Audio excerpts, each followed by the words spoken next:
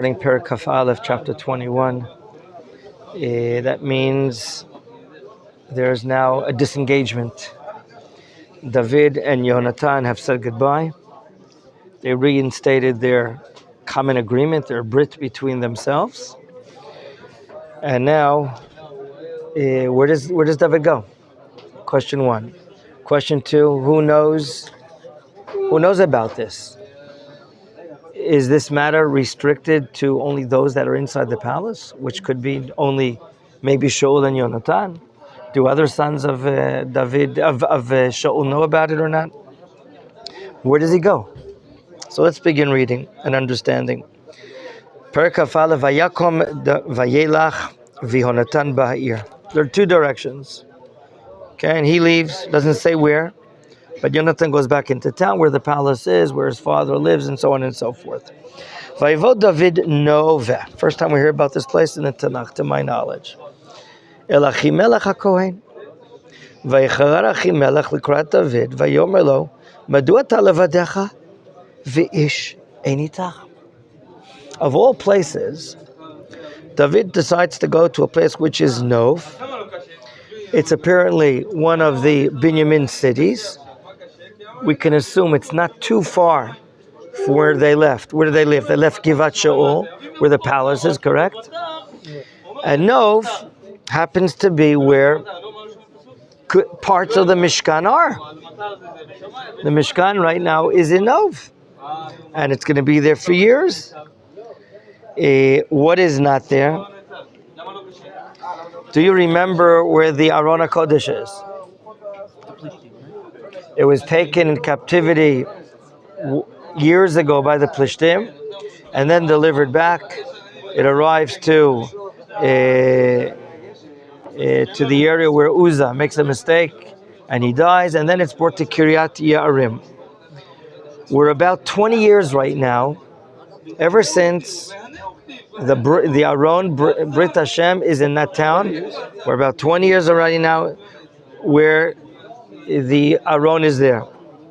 However, Chazal explained that Shmuel the prophet has moved the to Nov, okay, and he has moved what? The basic matters of the Mishkan are there, meaning a Mizbeach, Shulchan, no Aron HaKodesh, maybe Mizbach HaKtoret is there as well. So basically, the Oel Moed right now, the tent of meeting, is in the town of Nov. And of course, it has become what we call a city of the Kohanim. Now this is something unusual, because we know what would be cities of Kohanim or Leviim. Do you remember? They're decided to us by God, right? We have cities of refuge. The cities of refuge are the Leviim. Shalom. Sure. The cities of refuge are made by God. So this is not one of the detailed cities of refuge. There are Tanachim, if you want, over here, the bestsellers. Okay? Thank you. So there's something that's called that the Kohanim decided to take the city, and now the Oel Moed is there. Yet the Aron HaKodesh, what is not there is the Holy Ark, the Aron HaKodesh. Now, this is basically the Oel Moed that who built? Who's the architect?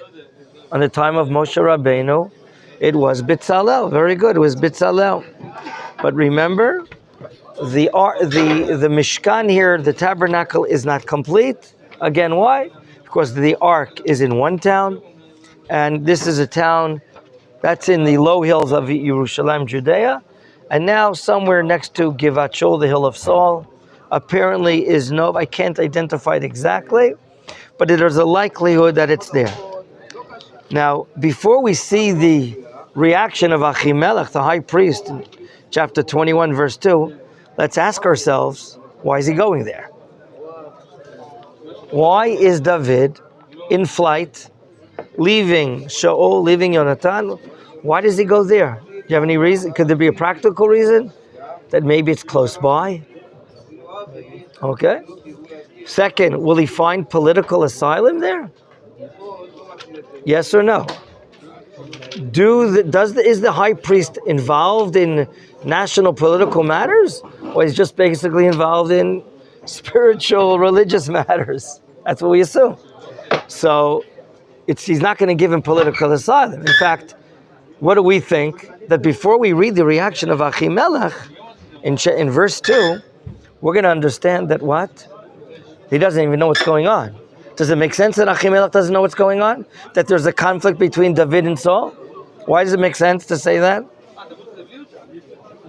Well, if he's not involved in politics and everything, then why should he? Very good. And if he would be involved, who's going to tell him?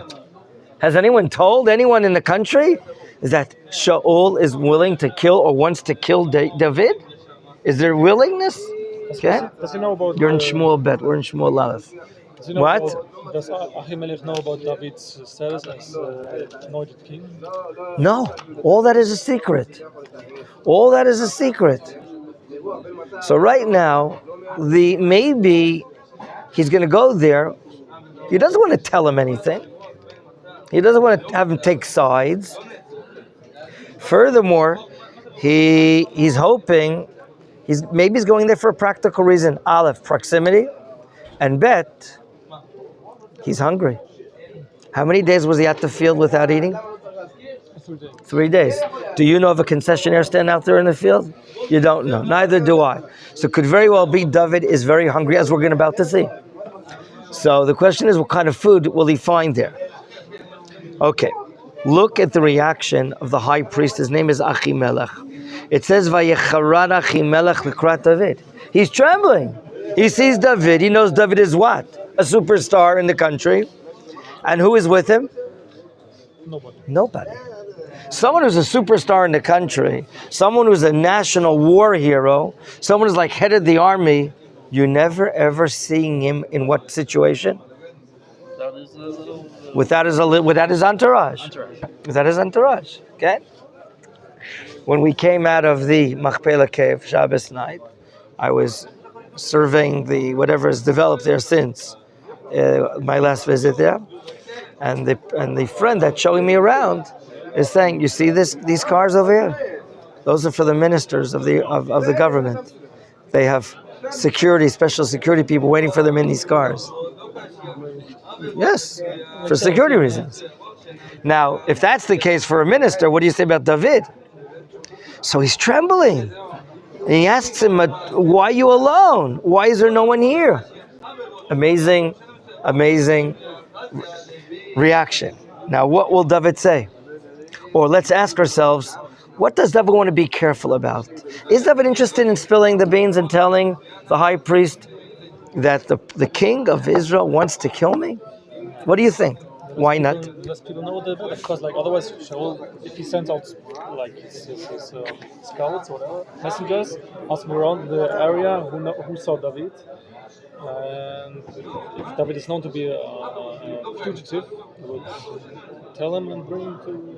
So you're saying it would be endangering Achimelech's life if he's asking for collaboration. Is that what you're asking about? You're saying... I wasn't ready for that. What are you saying? It's okay, it would be okay or not be okay to tell the high priest that Saul wants to kill me? It would be okay just for a reason, because maybe but it's a problem. Okay, I don't know. It's a problem. First of all... The high priest anything, though. It's a high priest. The less people know about it, the less... Right now, no one knows about it.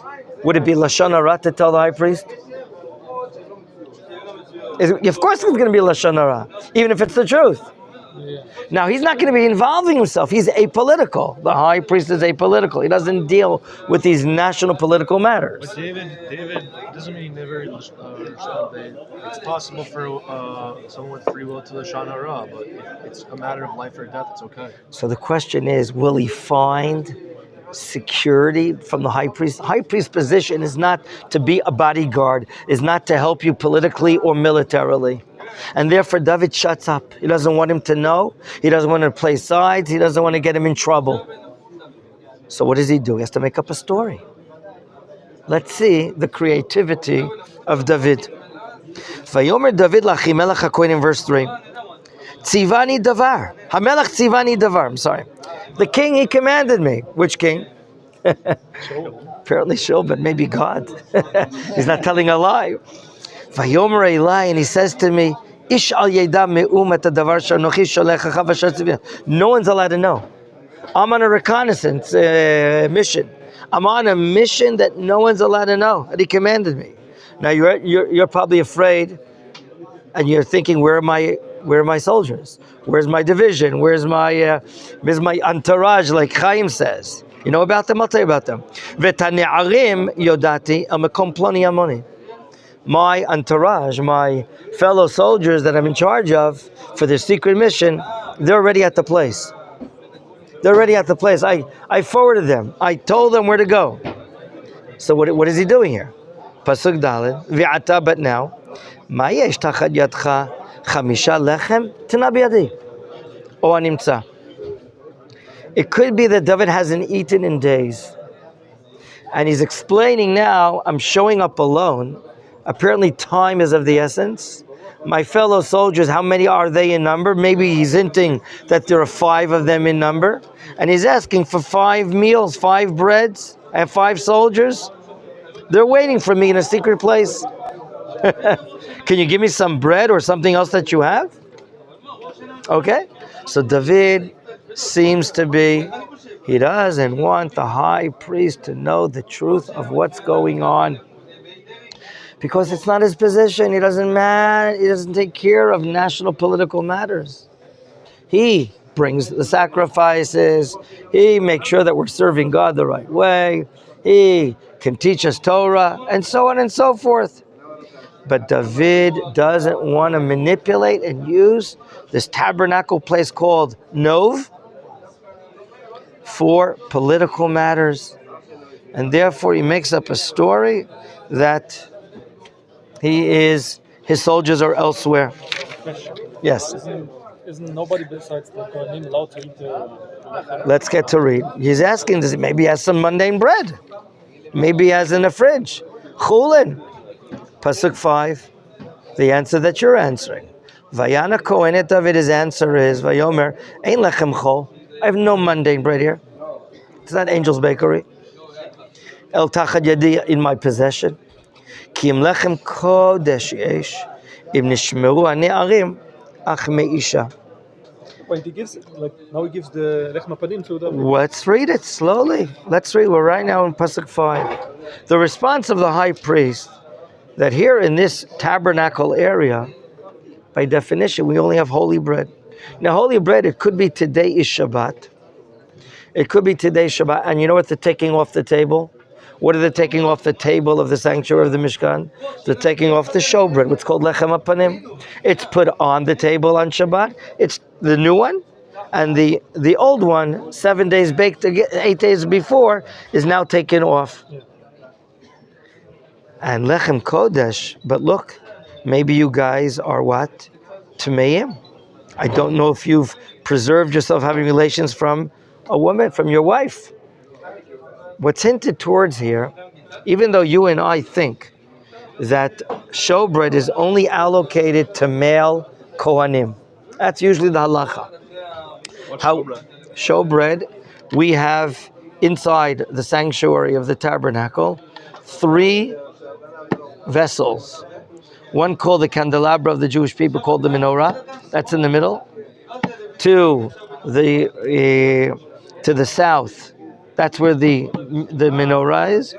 To the north, the middle is a incense offering altar, Mizbach HaKtoret, and to the north is a table that upon it is bread, holy bread, and miracles happen there week after week. Bread that was put on there stayed warm and fresh for 8 days until they took it off the following Shabbat. And that's allocated amongst those priests that are doing their reserve duty this coming Shabbat in the holy sanctuary. So it was a miracle? All miracle. All supernatural. The bread was baked by human beings out of flour and water and so on and so forth, but it stayed fresh miraculously. But that's only one of many miracles that happen all the time. We read about it in the Ethics of Our Fathers, chapter 5, about 10 miracles that would happen in the Holy Temple, standard in the Second Temple. But so too here in the First Temple. Now, you would think that, you can't offer a non-Kohen showbread. So there is a Gemara that says that, do you know, in order for the Kohanim to be able to eat, they take an incense and they put it on the table, and after that incense, called a bazich, inside a kli, is put on the table, then the breads are permitted in eating. So they say that once that incense was put on the table, there's no longer a prohibition of me'ilah, of embezzlement, as if it's gone down one level. That's one meaning, although it's not a simple meaning that David is offered.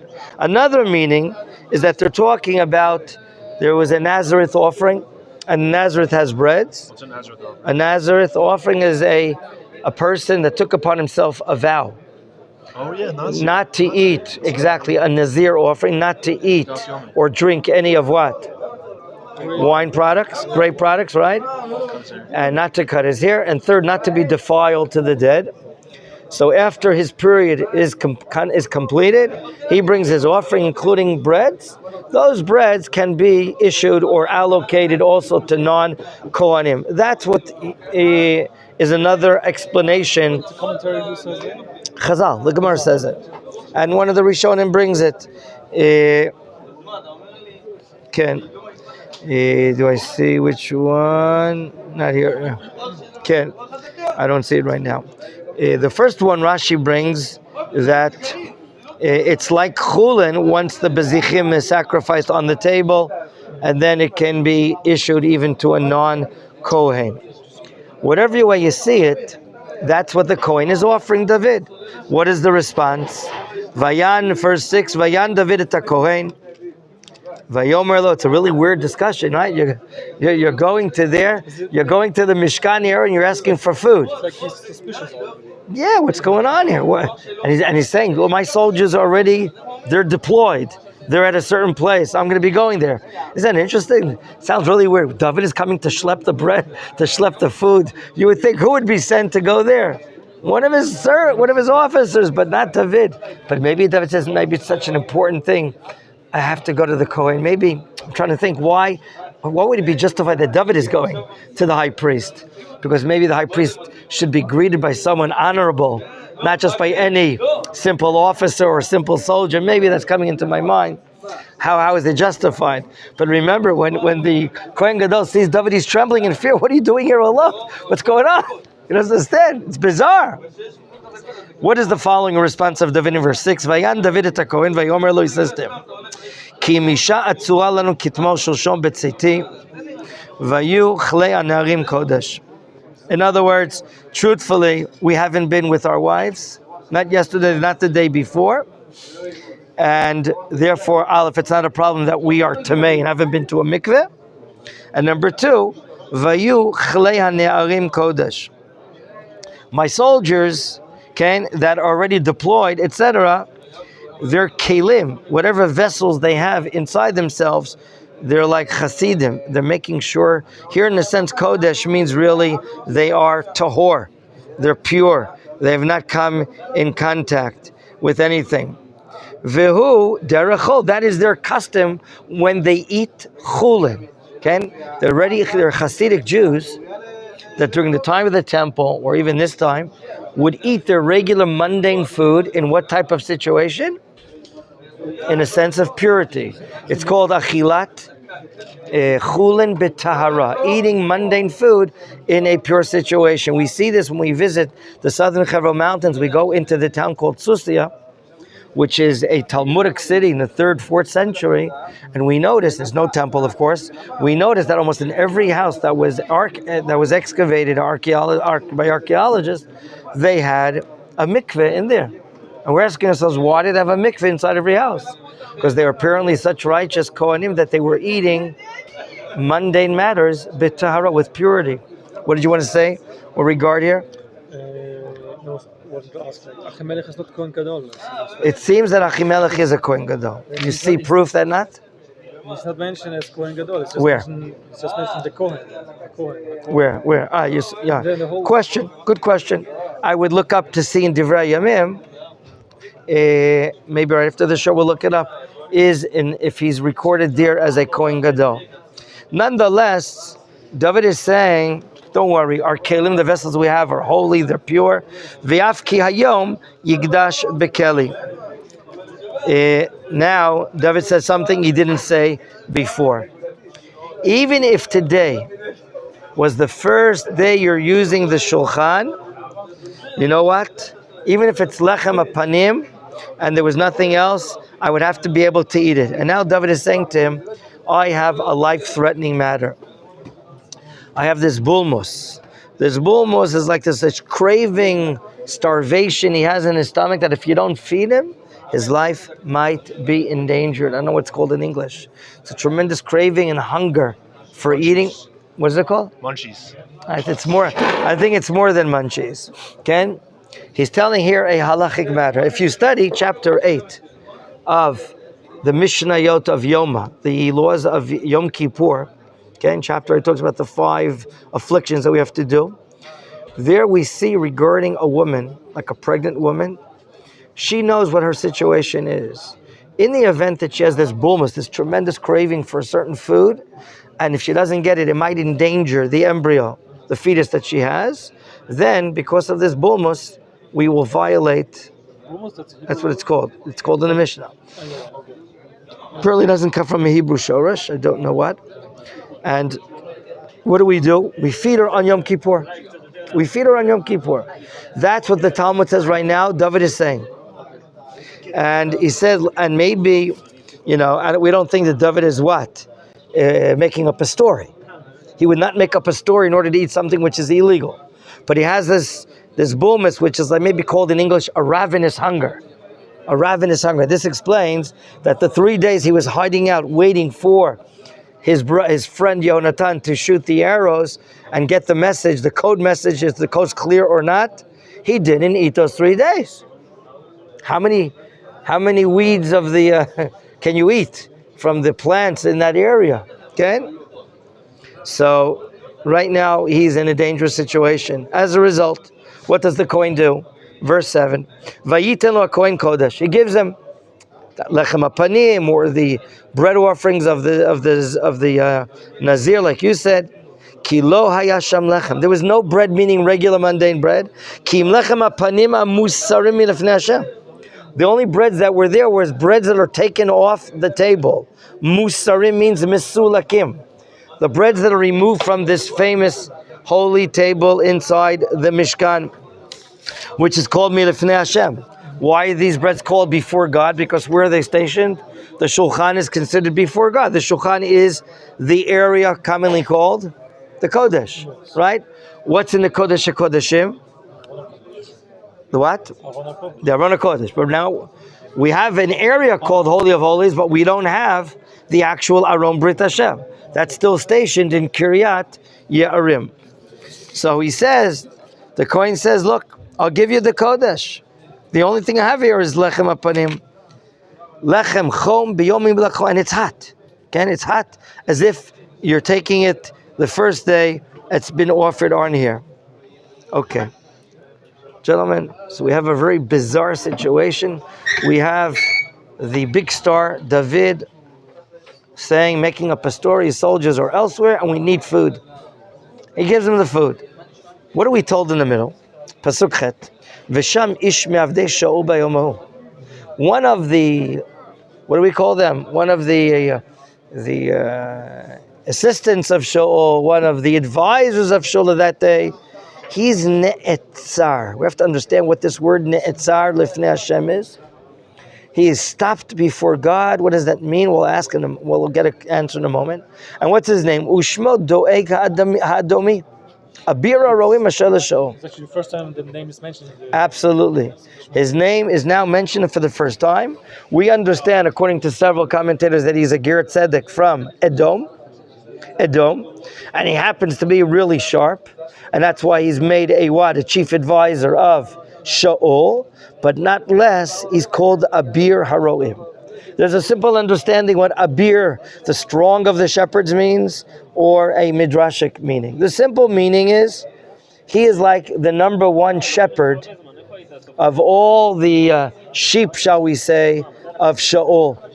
He's the Abir, the strongest, the most proficient, And we can understand that the the king of Israel has a lot of heads of sheep. That's the simple meaning. The midrashic meaning, the Gemara says in Masechet Sanhedrin, that this guy is so sharp. After when he did his Giyur, he studied Torah so much.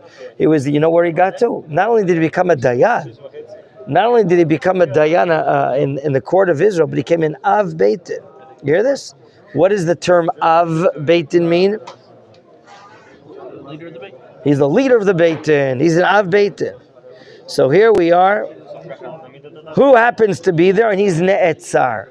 Now, what do we understand? Why Ne'etzar? What is Ne'etzar? Obviously, Ne'etzar comes from the word Atzur. What is Atzur? Latzor.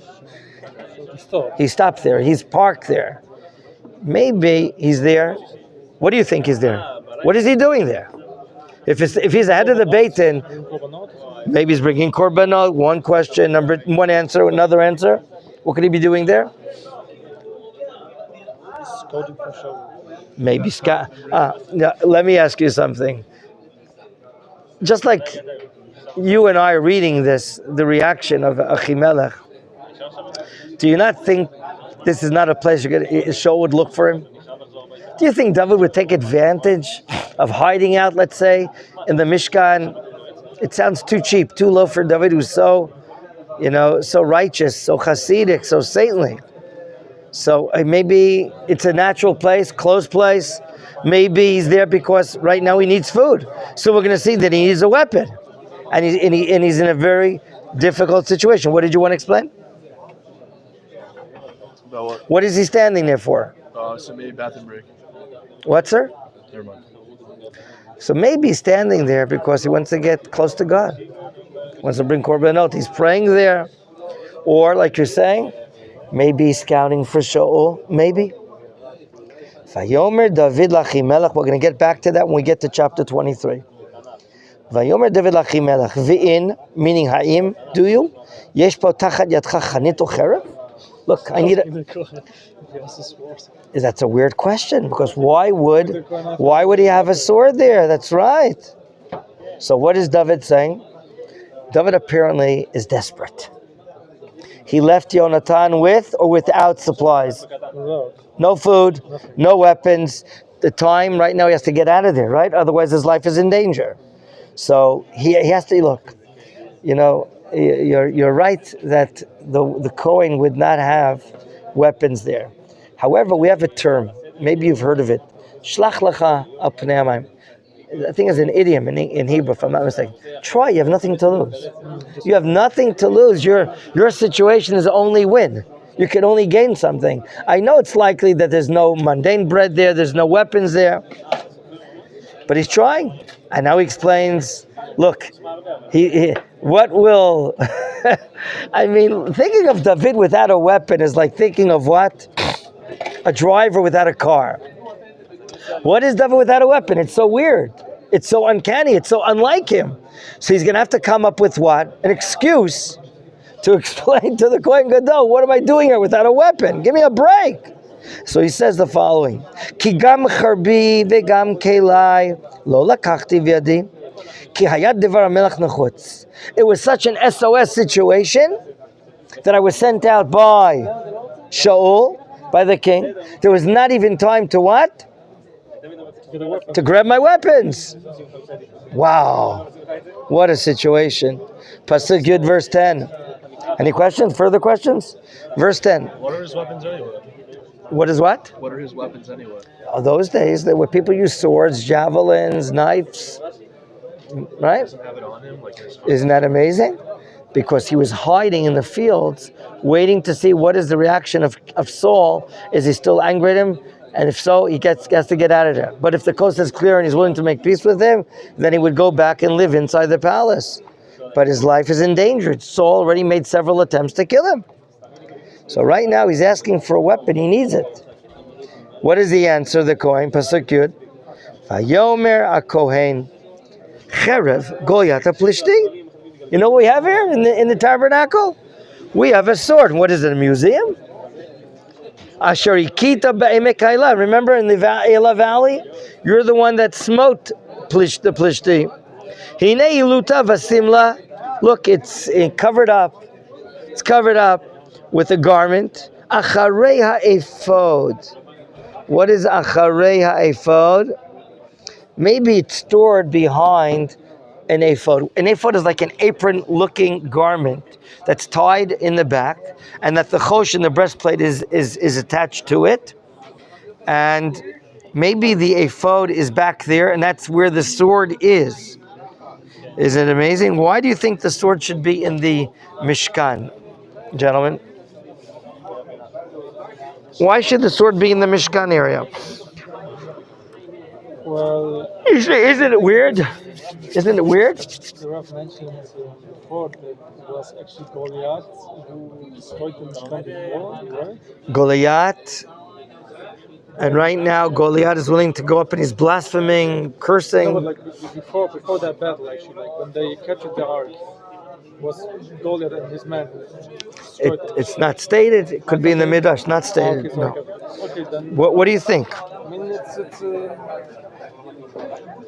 a trophy of war. Like, I Ah, mean it's unclear why would put it in the Mishkan, but I mean otherwise like it's such a glory for Hashem that. so maybe it's the glory of God that we're preserving the sword of this big giant to show that God helped us win over the war. And maybe when people will come and visit this Mishkan inside Nov, maybe they'll find out, they get a guided tour. Here is the sword of Goliath. Okay? But it says Acharei Ephod. My dear friends, there are those that explain Rashi and Chazal. The ephod is attached to the breastplate. The breastplate is a double cloth garment. Inside that double cloth or garment is what we call the Urim Vitumim, 72-letter name of God written on a parchment. And for national issues, national matters, the Kohen Gadol would approach and ask questions to God and would receive answers with the first light show. The letters of the breastplate. How many stones are on the breastplate of the Kohen Gadol? 12 stones, each stone representing a different tribe. And then what would light up would be the letters of the reply of God. And it would be the Kohen Gadol's job to decipher, to unscramble and understand the answer. Now, some explain that here David used the ephod of the Kohen Gadol to ask a question of God. Right? You hear this? Now, is that the primary matter?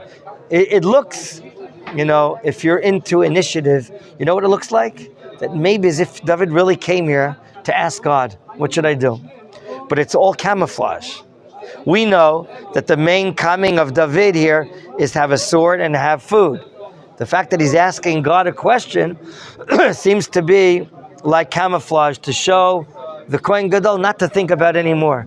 Get my answers and look, I even came here to ask God or pray to God. Now let me ask you something. He asks through the Kohen. He doesn't want to spill the beans. What does he ask the Kohen? What do you think he's asking? Huh? What is he asking him? Do you think he's asking, will I be successful in fleeing from the king not to kill me? Do you think he's going to say that question? Then he's going to be, then the Kohen Gadol will know exactly what he's doing. Huh? I think what he's asking is he's asking like for a bracha, a blessing. May the mission that I'm doing be successful, without specifying what is the mission. Do you follow? He doesn't want to spill the beans and say, I'm running away from the king. He doesn't want to say it. So he's asking through, can I get a bracha to be successful in my mission? Now, he's thinking about the mission, fleeing and staying alive from the king. What do you think the Kohen Gadol is thinking? Maybe like a war mission. Some sort of war military mission that he has a special unit that's waiting for him in a secret place. Okay? Let's read the entire pasuk again. In verse Yud. Vayomer HaKohen, Cherev Goliath HaPlishti, Asher Ikita Be'emek HaElah, Hinei Luta V'Simla Acharei Ephod. Again, it's covered up in a garment after the ephod. And from here, the Chazal learned that he's asking a question of the Urim V'Tumim. Imotati kach lecha, the king is, the Kohen Gadol is offering. If that's what you would like to take, kach, take it. Why? Ki ein acheret zulata. I don't have anything else other than the plishti what? The plishti sword. Ein acheret zulata bazeh. There's now an interruption in words and in time. Okay. Why is there a separation here? Vayomer David en kamot. Maybe David is thinking what to answer. Maybe there's a separation in time. But right now David is giving an answer. I'm going to take it. There's nothing like that sword. En kamot tinenali. So what do we have? But who is he saying Tinena? He's saying this to the Kohen Gadol. Why is he saying Tinena? Tinenali. It's a more poetic, more musari, not musari. It's like in a more, not just poetic way, more polite way. Tinenali. That's the way they spoke from a literary point of view. Tinena. Cherev is feminine. One cherev, many charavot.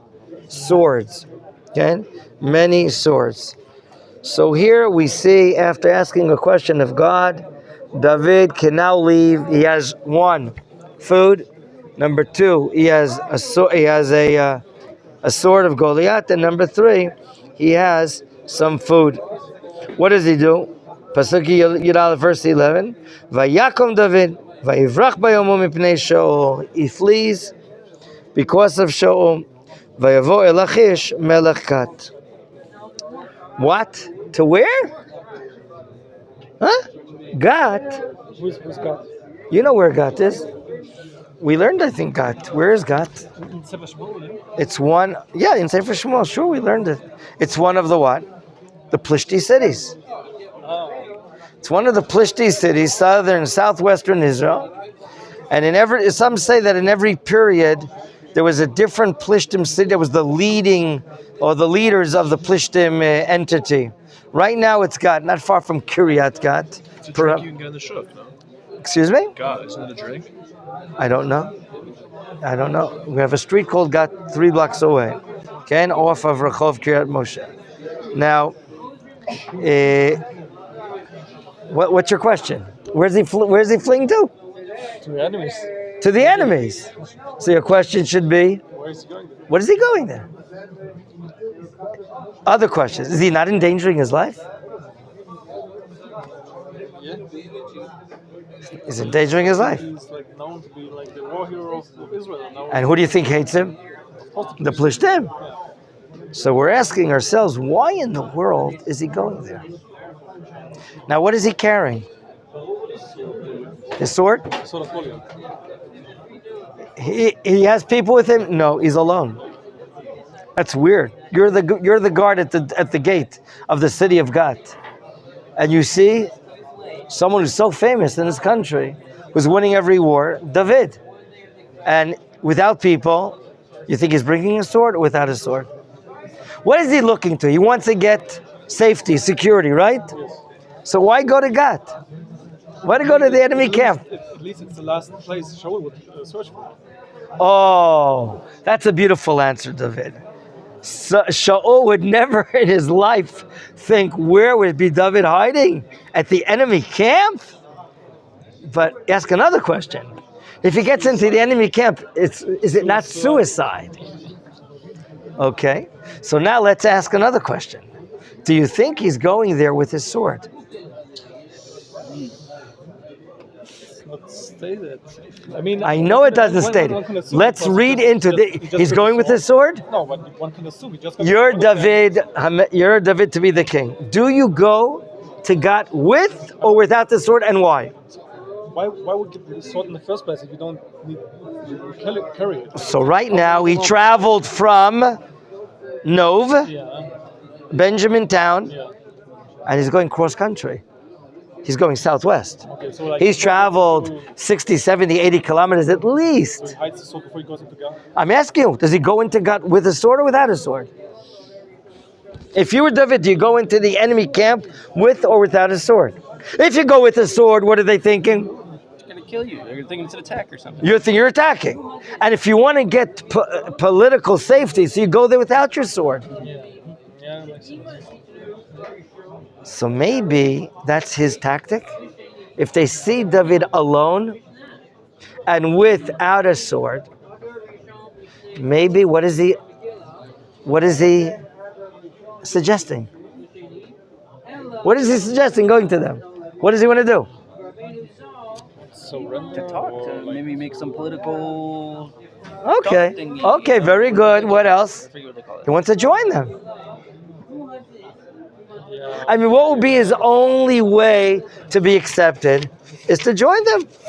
Do you remember such a situation? Open up chapter 14. We learned it a month and a half, 2 months ago. What was the situation in Israel before the war against the Plishtim?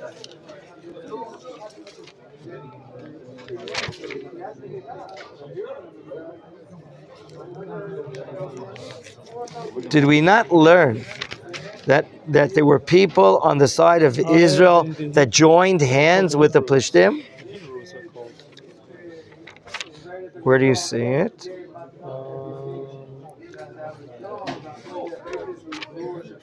Here it is, Pasuk 21. Yeah. Cover. Here you see collaborators. In Pasuk 21 of chapter 14, Veha Ivrim and the Hebrews, these are Jews, Hayula Plishtim Ketmo Shushal. They were helping them out. Asher alu imam b'machane sev, they were their camp. Yeah? So we already see a precedent in a few years ago that there were Jews that were so far-fetched, not part of the klal, that they joined forces with the enemies. Maybe when the guy at the gate sees David coming without a sword, maybe he wants to join us. If he can't beat us, join us. But I don't know if we can beat. He did beat Goliath. But maybe he's hoping, praying to God. I mean, if he stays outside, Shaul has an army. He doesn't have an army. How will he survive? So he does the weirdest, most bizarre thing that you would never have thought in your life. He goes to God, apparently Gat right now, that city, as opposed to Ekron, as opposed to Aza. What other names have we seen so far? Gat, Ekron, Aza. Maybe right now Gat is the leading city. Maybe where the king of all the Plishtim officers are. So he's going there, and he's hoping and praying to God that it'll be accepted, right? Let's see what happens. We still have a few minutes. Pasuk 11 again. Vayakom David, vayivrach. Wow. Vayomahu mipnei Shaul. He's fleeing from Shaul.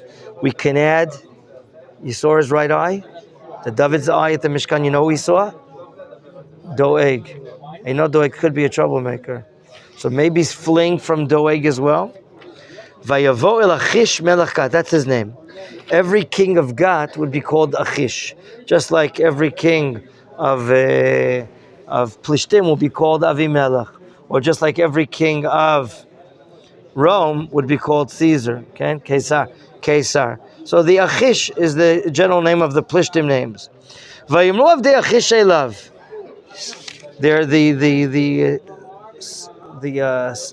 maybe senior officers there. They say to David when they see him, "Hello, is David? This is David Melech Haaretz, the king of the land." Hello, lezei yanu b'mcholot leimor hikash Shaul ba'alafav v'David b'revovotav. Wow. What do they know? They apparently have transistor radios and are listening to one of the folklore national songs. What are the women of Israel singing? David smites, meaning the enemies. Shaul smites by thousands, and David smites by the tens of thousands. This is what the women of Israel are singing. Who has heard this song? The Plishtim.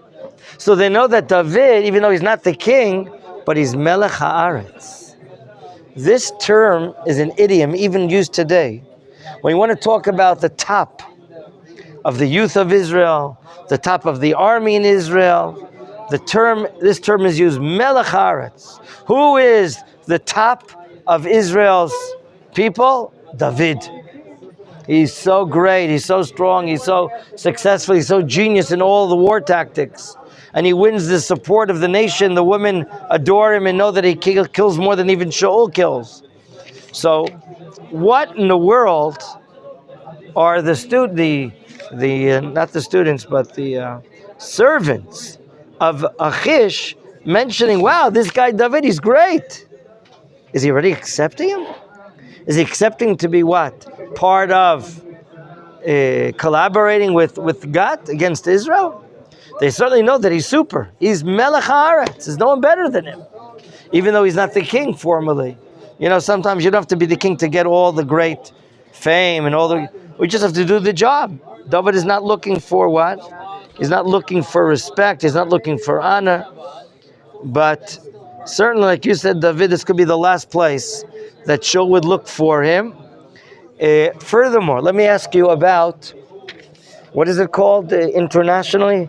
When we have relations with another country and a prisoner flees to there, we can have him arrested and brought back here. What are those agreements called? Extradition, right.